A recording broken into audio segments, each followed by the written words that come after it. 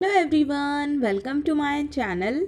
दोस्तों, आज की ये वीडियो बहुत ज़्यादा इम्पॉर्टेंट होने वाली है हमारे बीए पॉलिटिकल साइंस ऑनर्स वाले स्टूडेंट्स के लिए। गाइस, मॉर्निंग में मैंने आप लोगों के लिए एक बहुत इंपॉर्टेंट वीडियो डाली थी, ह्यूमन राइट्स इन अ कंपैरेटिव प्रोस्पेक्टिव इस सब्जेक्ट की। दोस्तों, ये सब्जेक्ट का एग्ज़ाम आपका कल है एंड दोस्तों आज मैं आप लोगों को 3 वीडियोज़ प्रोवाइड करी हूँ एंड इन तीनों वीडियोज़ के अंदर मैंने आप लोगों को वो क्वेश्चन कराए हैं जो कि कल के आपके एग्ज़ाम में आने की बहुत ज़्यादा पॉसिबिलिटी है। दोस्तों, आप लोग प्लीज़ इन तीनों वीडियो को देखिएगा। एक वीडियो मैं ऑलरेडी आप लोगों के लिए अपलोड कर चुकी हूँ, दूसरी वीडियो ये है एंड तीसरी वीडियो अभी शाम को 8 बजे तक आप लोगों के लिए आ जाएगी। दोस्तों, आप लोगों को इन तीनों वीडियोस को देख लेना है एंड अगर कल आपके एग्जाम में इनमें से एक भी क्वेश्चन आता है तो आप लोगों के लिए बहुत ज़्यादा अच्छा रहेगा, क्योंकि ये तीनों क्वेश्चन आप लोगों के अच्छे से प्रिपेयर हो जाएंगे। दोस्तों, आज की इस वीडियो के अंदर मैं आप लोगों के साथ जिस क्वेश्चन के बारे में डिस्कस करने वाली हूँ, फटाफट से उसके बारे में देख लेते हैं। दोस्तों, यहाँ पे आज की इस वीडियो के अंदर मैं आप लोगों के साथ डिस्कस करने वाली हूँ हमारे क्वेश्चन नंबर 2 के बारे में। दोस्तों, क्वेश्चन नंबर 1 मैं आपको ऑलरेडी कंप्लीट करा चुकी हूँ एंड अब हम लोग बात करने वाले हैं हमारे क्वेश्चन नंबर 2 के बारे में। दोस्तों, क्वेश्चन नंबर 2 के अंदर हमसे पूछा जा रहा है कि दक्षिण अफ्रीकी संविधान के अधिकारों के बिल की विवेचना कीजिए, यानी कि दोस्तों बिल ऑफ राइट्स, जो कि साउथ अफ्रीकन कॉन्स्टिट्यूशन का एक पार्ट है, उसके बारे में आपसे पूछा जा रहा है। दोस्तों, इस क्वेश्चन के आपके एग्जाम में आने के बहुत ज़्यादा चांसेस हैं, तो इस क्वेश्चन से रिलेटेड सारे पॉइंट हम लोग 1 बाय 1 करके डिस्कस करने वाले हैं। तो चलिए दोस्तों, फटाफट से सारे पॉइंट्स को डिस्कस करना शुरू करते हैं। दोस्तों, इस क्वेश्चन के आंसर में हमारा सबसे पहला पॉइंट है परिचय एंड दोस्तों जैसे यहाँ पे मैं आपको सारे क्वेश्चन का आंसर बताऊंगी, आपको इसी तरीके से चीज़ों को याद रखना है, क्योंकि हो सकता है आप लोगों को लैंग्वेज थोड़ी सी टिपिकल लगे, लेकिन दोस्तों इसी तरीके से आपको आपके एग्जाम के अंदर मेंशन करना होगा एंड इसी तरीके से आप लोगों को लिखना होगा। तो पहला पॉइंट है हमारा परिचय। अधिकारों का बिल ये दक्षिण अफ्रीका के संविधान का सबसे पवित्र खंड है।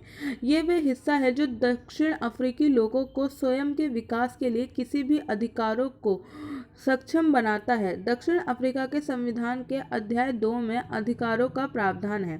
पहला पॉइंट है अधिकार। धारा 7 यानी अधिकारों से संबंधित में 3 उपधाराएं हैं, यानी कि 7 एक जो कि दक्षिण अफ्रीका में एक समृद्ध लोकतंत्र की स्थापना के लिए अधिकारों के विधायक को सबसे महत्वपूर्ण भाग के रूप में परिभाषित करती है। ये गरिमा, समानता और स्वतंत्रता जैसी बुनियादी मानवीय मूल्य प्राथमिकता देती है। धारा 7(2) में कहा गया है कि बिल ऑफ राइट्स में निहित अधिकारों का सम्मान, संरक्षण और प्रचार करना राज्य की जिम्मेदारी होगा। धारा 7(3) में सत्यनिष्ठता के अधीन अधिकारों के विधायक की सीमाओं के बारे में बात करता है। तो दोस्तों, ये पॉइंट आपको ध्यान रखना है। नेक्स्ट पॉइंट है हमारा 8वां आवेदन। इस भाग की धारा 8 कहती है कि बिल ऑफ राइट्स में प्रदान किए गए कानून सभी के लिए लागू होते हैं और ये विधायिका, कार्यपालिका और न्यायपालिका और राज्य के अन्य सभी अंगों को बांधते हैं। समानता 9 नंबर पॉइंट। इस भाग की धारा 9 लगभग भारतीय संविधान के अनुच्छेद 14, 15, 16 के प्रावधानों के समान है। धारा 9(1) में कहा गया है कि कानूनों के समक्ष सभी के साथ समान व्यवहार किया जाएगा और उन्हें कानूनों का समान संरक्षण प्राप्त होगा। धारा 9(2) में उन लोगों के पक्ष में सकारात्मक भेदभाव का प्रावधान निर्धारित करती है जो अतीत में अधिकारों से वंचित हैं। धारा 9(3) में लिंग, जाति, वैवाहिक स्थिति, यौन अभिविन्यास, जन्म स्थान, भाषा, संस्कृति, सामाजिक मूल्यों के आधार पर किसी के साथ किसी भी प्रकार के भेदभाव को प्रतिबंधित करती है। धारा 9(4) विधायिका को अनुचित भेदभाव को रोकने के लिए कानून बनाने का निर्देश देती है। दक्षिण अफ्रीकी संविधान की धारा 10 और 11 में क्रमशः मानवीय गरिमा और जीवन के अधिकार के बारे में चर्चा की गई है। दोस्तों, ये हो गया हमारा पॉइंट नंबर 9 एंड 9 और 10 के बारे में भी यहाँ पे मैंने मेंशन कर दिया है। ये चीज़ भी आपको ध्यान रखनी है। पॉइंट नंबर नेक्स्ट है दोस्तों 12वां, व्यक्ति की स्वतंत्रता और सुरक्षा। इस भाग की धारा 12(1) में किसी को भी बिना किसी उचित कारण के स्वतंत्रता से वंचित करने पर रोक लगती है और बिना किसी निशान के हिरासत में लेने पर भी रोक है। हिंसा, यातना, किसी भी प्रकार की क्रूर सजा को निजी या सार्वजनिक स्थानों पर प्रतिबंधित है। इसके अंदर पॉइंट नंबर ए है मनमाने ढंग से या बिना उचित कारण के स्वतंत्रता से वंचित नहीं होना। पॉइंट नंबर बी है मुकदमे के बिना हिरासत में नहीं लिया जाना। सार्वजनिक या निजी स्रोतों से सभी प्रकार की हिंसा से मुक्त होना। किसी भी तरह से प्रताड़ित नहीं किया जाना चाहिए तथा क्रूर, अमानवीय या अपमानजनक तरीके से व्यवहार या दंडित नहीं किया जाना चाहिए। इसके बाद धारा 12(2) में लोगों को अपने शरीर पर संप्रभु बनाती है और व्यक्ति को प्रजनन से संबंधित निर्णय लेने की अनुमति देती है और सहमति के बिना किसी के शरीर पर किसी भी चिकित्सीय प्रयोग को प्रतिबंधित करती है। इसके अंदर पॉइंट नंबर ए है प्रजनन के संबंध में निर्णय लेने के लिए अपने शरीर में सुरक्षा और नियंत्रण के लिए तथा उनकी उचित सहमति के बिना चिकित्सा या वैज्ञानिक प्रयोग के अधीन नहीं होना चाहिए। पॉइंट नंबर 13 है दास्ता और जबरन मजदूरी। इस भाग की धारा 13 में किसी भी रूप की दास्ता को समाप्त करने का प्रावधान है। पॉइंट नंबर 14 है गोपनीयता। हर किसी को निजता का अधिकार है जिसमें ना रखने का अधिकार भी शामिल है।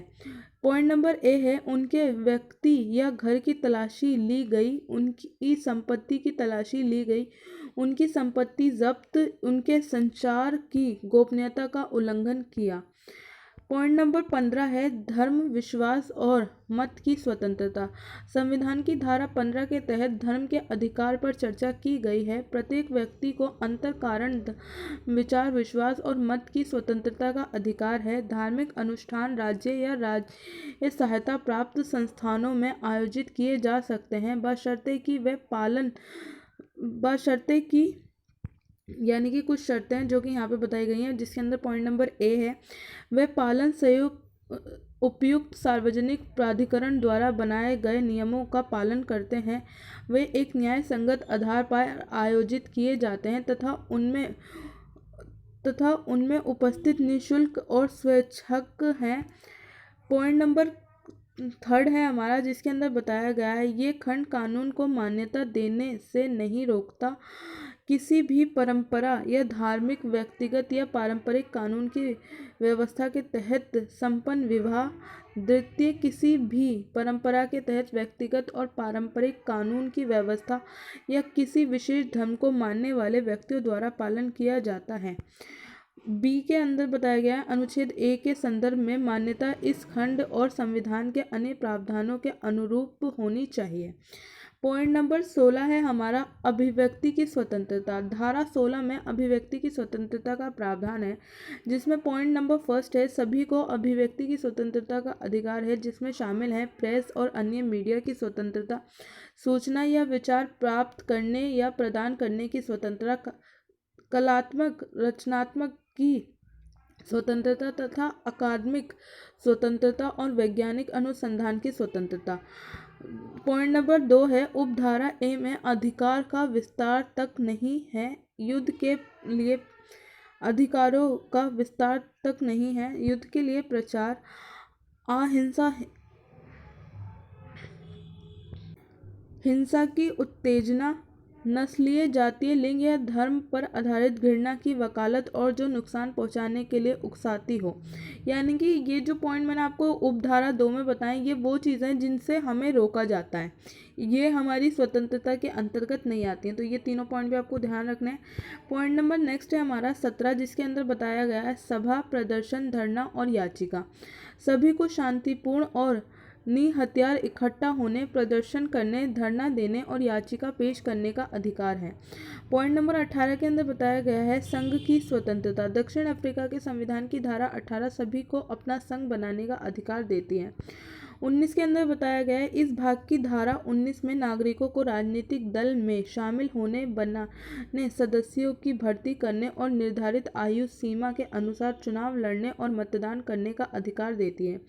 प्रत्येक नागरिक को राजनीतिक विकल्प चुनने के लिए स्वतंत्र है, जिसमें अधिकार शामिल हैं एक राजनीतिक दल बनाने के लिए किसी राजनीतिक दल की गतिविधियों लेने या सदस्य की भर्ती करना तथा किसी राजनीतिक दल या कारण के लिए प्रचार करना, संविधान के अनुसार स्थापित किसी भी विधायी निकाय के लिए प्रत्येक नागरिक को स्वतंत्र, निष्पक्ष और नियमित चुनाव का अधिकार है। प्रत्येक वयस्क नागरिक का अधिकार है संविधान के अनुसार स्थापित किसी भी विधायी निकाय के चुनाव में मतदान करना और गुप्त रूप से ऐसा करना तथा सार्वजनिक पद के लिए खड़े होने के लिए और यदि निर्वाचित हो तो पद धारण करने के लिए।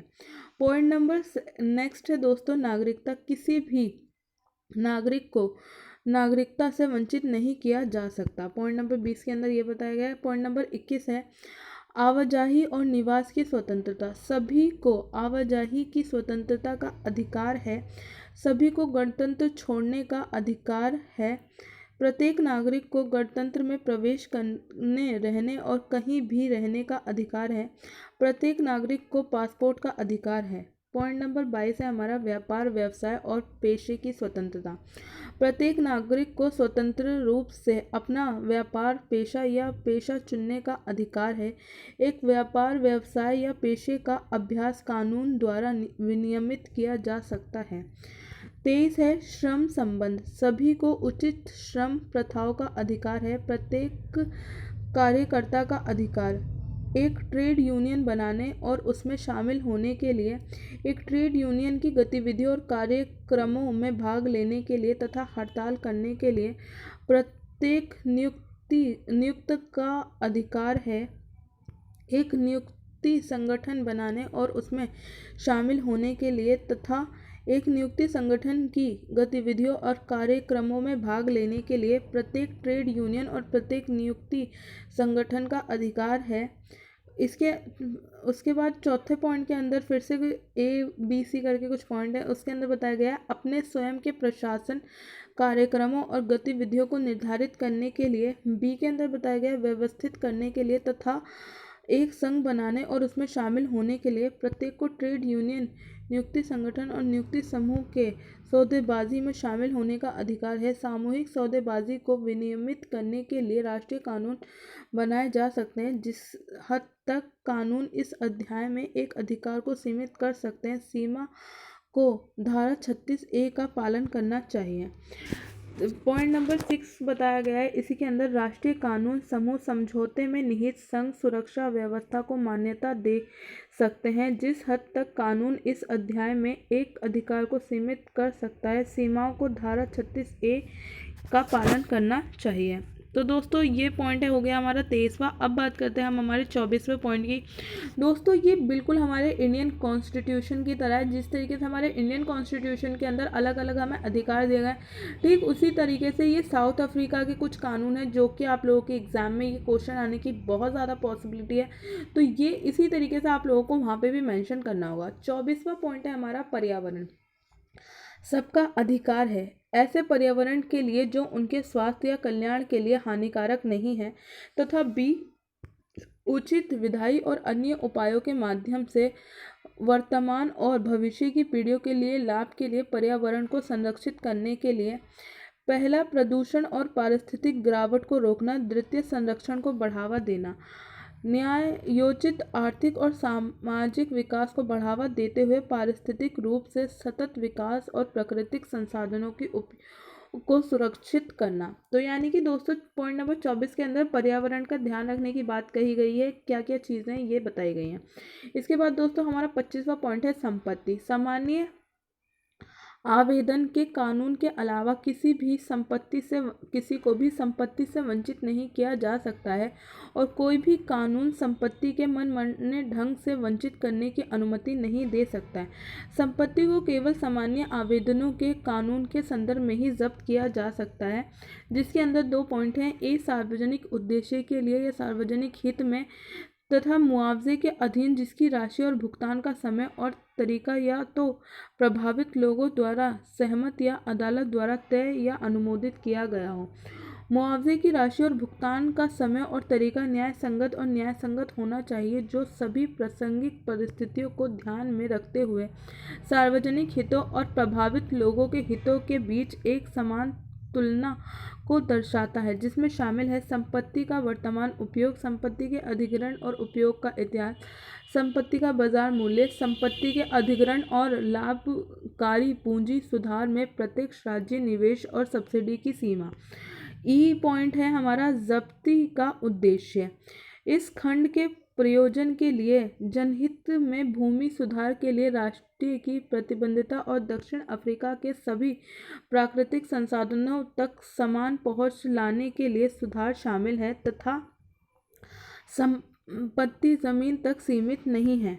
राज्य को अपने उपलब्ध संसाधनों के भीतर उचित विधायी और अन्य उपाय करने चाहिए ताकि नागरिकों को समान आधार पर भूमि तक पहुंच प्राप्त करने में सक्षम बनाया जा सके। एक व्यक्ति या समुदाय जिसकी भूमि का कार्यकाल पिछले नस्लीय भेदभाव कानूनों या प्रथाओं के प्रमाण स्वरूप कानूनी रूप से असुरक्षित है, संसद के एक अधिनियम द्वारा प्रदान की गई सीमा तक कानूनी रूप से सुरक्षित या तुलनीय निवारण के लिए हकदार है। पॉइंट नंबर 7 है पिछले नस्लीय भेदभाव कानूनी या कानूनी प्रथाओं के प्रमाण स्वरूप 19 जून 1913 के बाद संपत्ति से बेदखल व्यक्ति या समुदाय या संसद के एक अधिनियम द्वारा प्रदान की गई सीमाओं तक उस संपत्ति की बहालिया या न्याय संगत निवारण का हकदार है। इस खंड का कोई प्रावधान राज्य को पिछले नस्लीय भेदभाव के प्रमाणों के निवारण के लिए भूमि, पानी और संबंधित सुधार प्राप्त करने के लिए विधायी और अन्य उपाय करने से नहीं रोक सकता है, बशर्ते कि इस खंड के प्रावधानों से कोई भी विचलन के अनुसार धारा 36A के प्रावधानों के साथ संसद को उपधारा 6 में निर्देशित कानून बनाने चाहिए। पॉइंट नंबर नेक्स्ट है हमारा 26 आवास। प्रत्येक व्यक्ति को पर्याप्त आवास प्राप्त करने का अधिकार है। राज्य को इस अधिकार की प्रगतिशील प्राप्ति के लिए अपने उपलब्ध संसाधनों के भीतर उचित विधायी और अन्य उपाय करने चाहिए। सभी प्रासंगिक परिस्थितियों पर विचार करने के बाद अदालत के आदेश के बिना किसी को भी उनके घर से बेदखल नहीं किया जा सकता है या उनके घर को तोड़ा नहीं जा सकता है। कोई भी कानून मनमाने ढंग से बेदखली की अनुमति नहीं दे सकता है। पॉइंट नंबर नेक्स्ट है हमारा 27 स्वास्थ्य देखभाल, भोजन, पानी और सामाजिक सुरक्षा। सभी तक पहुंच प्राप्त करने का अधिकार। प्रजनन, स्वास्थ्य देखभाल सहित स्वास्थ्य देखभाल सेवाएं, पर्याप्त भोजन और पानी तथा सामाजिक सुरक्षा जिसमें वह स्वयं और अपने आश्रितों को समर्थन करने और असमर्थ हैं, उचित सामाजिक सहायता शामिल है। इन अधिकारों में से प्रत्येक की प्रगतिशील प्राप्ति को प्राप्त करने के लिए राज्यों को अपने उपलब्ध संसाधनों के भीतर उचित विधायी और अन्य उपाय करने चाहिए। किसी को भी आपातकालीन चिकित्सा उपचार से मना नहीं किया जा सकता। पॉइंट नंबर 28 है हमारा बच्चे।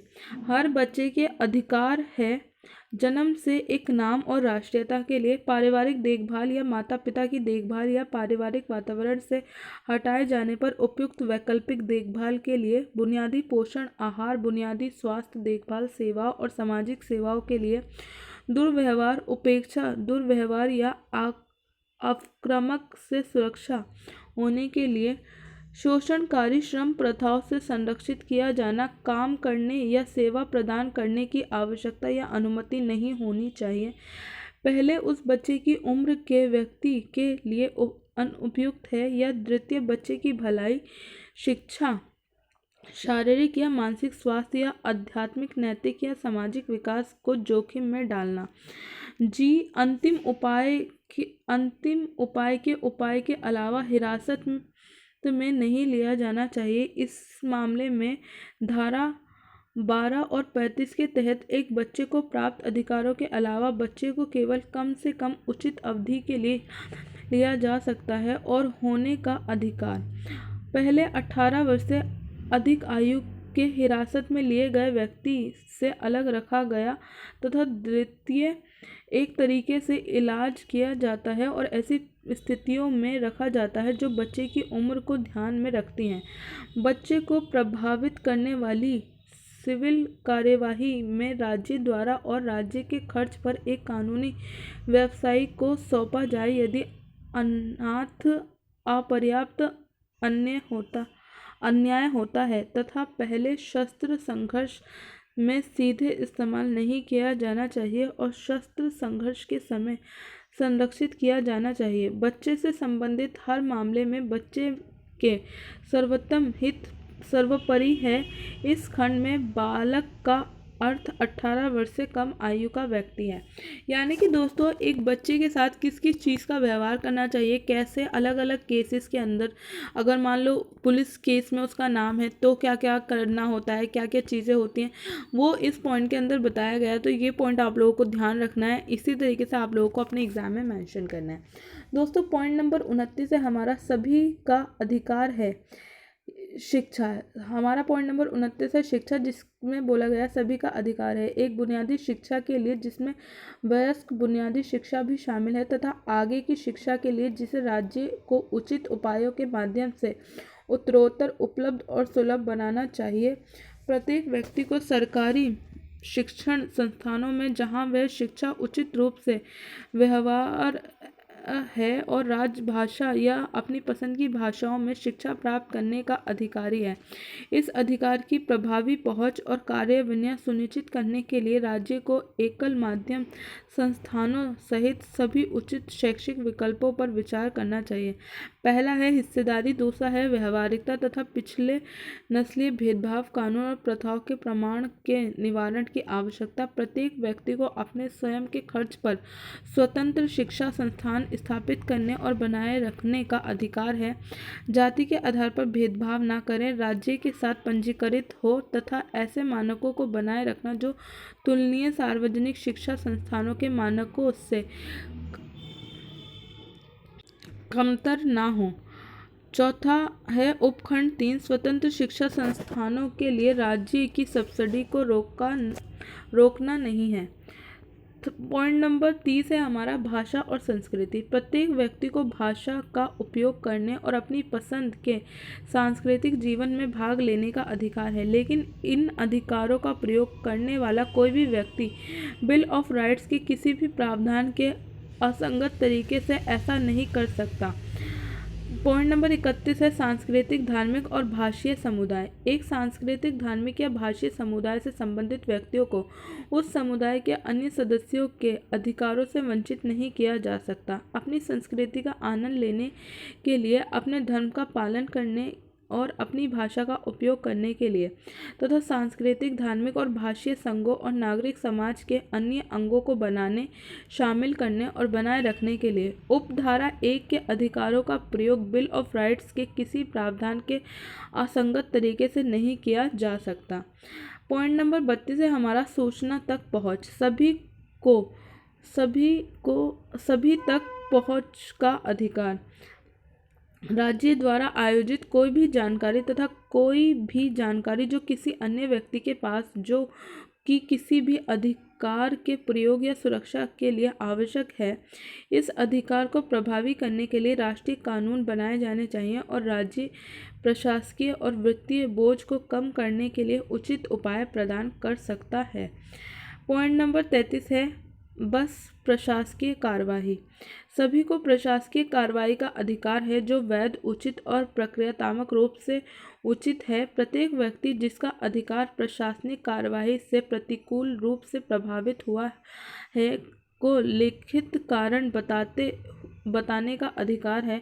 इन अधिकारों को प्रभावी करने के लिए राष्ट्रीय कानून अवश्य बनाए जाने चाहिए और अवश्य एक अदालत या जहां उपयुक्त हो एक स्वतंत्र और निष्पक्ष न्यायाधिकरण द्वारा प्रशासनिक कार्यवाही की समीक्षा के लिए प्रदान करें। उपखंड 1 और 2 में अधिकारों को प्रभावी करने के लिए राज्य पर एक कर्तव्य लागू करना तथा कुशल प्रशासन को बढ़ावा देना है। पॉइंट नंबर 34 है अदालतों तक पहुँच। प्रत्येक व्यक्ति को किसी भी विवाद को निपटाने का अधिकार है जिसे न्यायालय जहां उपयुक्त हो किसी भी अन्य स्वतंत्र और निष्पक्ष न्यायाधिकरण या मंच के समक्ष निष्पक्ष सार्वजनिक सुनवाई तय किए गए कानून के आवेदन द्वारा हल किया जा सकता है। पॉइंट नंबर 35 है गिरफ्तार, हिरासत में लिए गए और आरोपी व्यक्ति। प्रत्येक व्यक्ति जिसे कथित रूप से अपराध करने के आरोप में गिरफ्तार किया गया है का अधिकार। शांत रहना, तुरंत सूचित किया जाना, पहले चुप रहने का अधिकार तथा द्वितीय चुप नहीं रहने के प्रमाण के बारे में किसी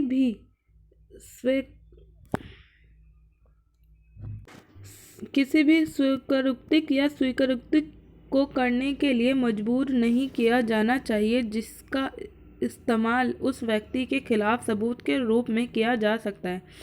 जल्दी हो सके अदालत के सामने लाया जाना चाहिए, लेकिन बाद में नहीं। पहले गिरफ्तारी के 48 घंटे के बाद या द्वितीय 48 घंटे की समाप्ति के बाद, पहले अदालत के दिन का अंत यदि 48 घंटे सामान्य अदालत के घंटों के बाहर या एक दिन पर समाप्त हो जाए तो सामान्यतः अदालत का दिन नहीं। गिरफ्तार होने के बाद पहली अदालत में पेश होना, आरोपित किया जाना या निरोध जारी रखने या रिहाई होने के कारण के बारे में सूचित किया जाना तथा उचित शर्तों के अधीन यदि न्याय के हित अनुमति देते हैं तो निरोध से रिहाई किया जा सकता है।